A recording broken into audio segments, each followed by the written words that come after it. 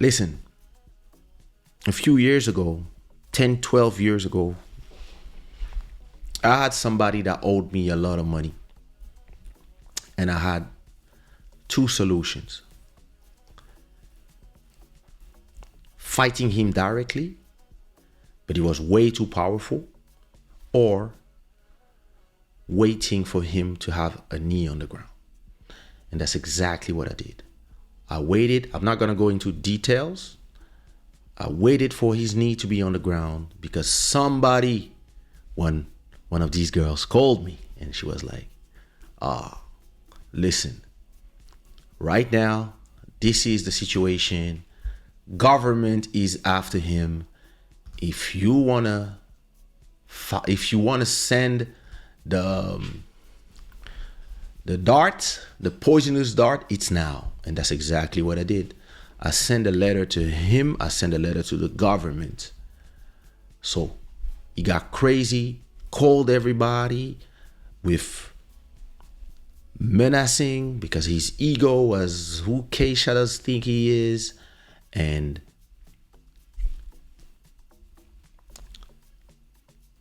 I didn't answer the calls.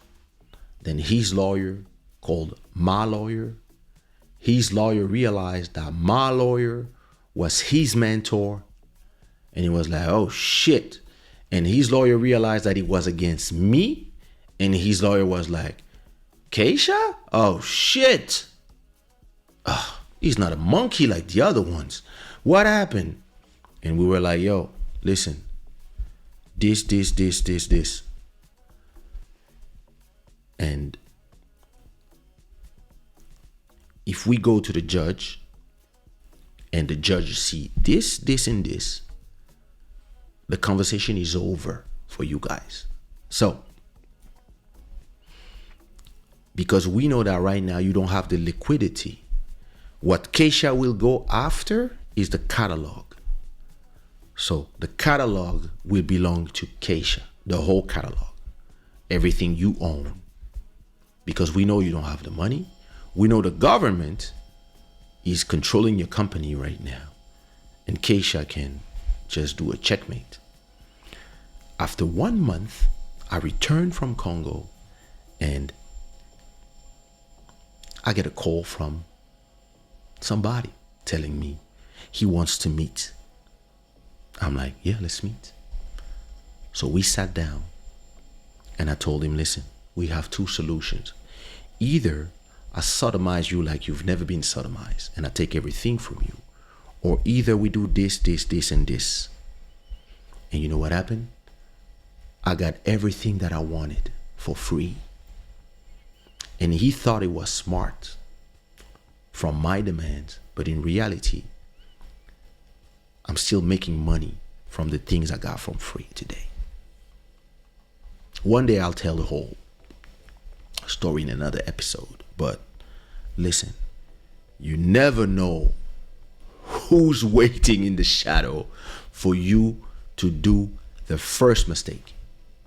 You never know. And listen, once you get at levels that are politics, music business on a high level, when we are talking about millions being generated, it becomes dangerous territory. And don't start me with media and the control of information, or having a social network that can change the course of politics. People can kill you for that. So be alert at all times and understand that what you create, your catalog, people want that. I receive messages every month from people who are trying to buy my catalog. And because I know that my catalog is worth money, because it generates money, oh, listen, I'm not on their level, but I make sure that nothing will compromise the value of my catalog, especially not my actions. And listen, people will put traps on the way. Listen, in 2004, one of the biggest traps was put on my way from people that I trusted, and the goal was to recuperate the small thing I had back in the days. They wanted everything, and they play dirty when they want everything. And that's when I was like, yo, you have no friends in this business.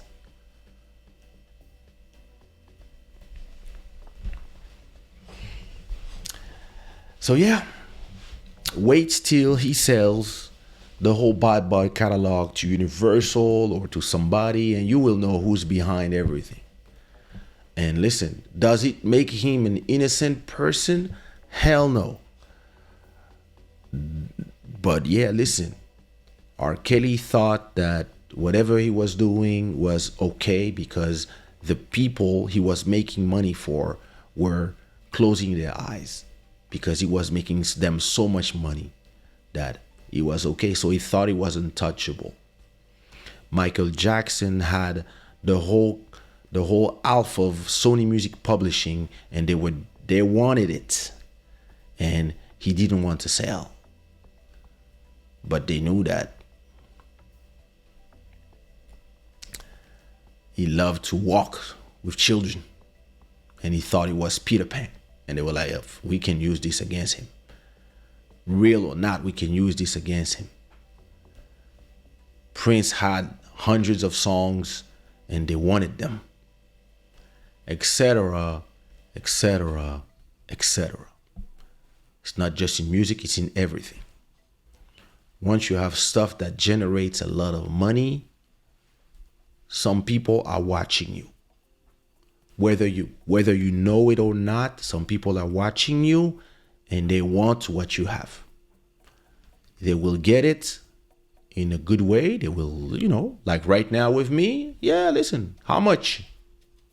How many millions you want?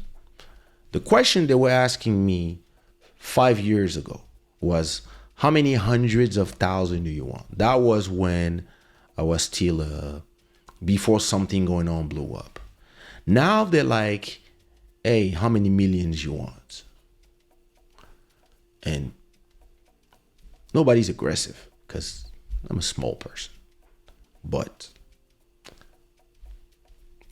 if one day I start seeing darts thrown my way, it means that they are trying to get it for cheap. And I might have to do them the way I did everybody else that tried to be my enemy. But that's another conversation. This show is brought to you by Shada, the cause of good fortune. And thanks to our stream royalty, Anan Saudi, and everybody that supports this show. And if you enjoyed this conversation, make sure you send some Rambos in the chat. And I hope that I made you think a little bit tonight.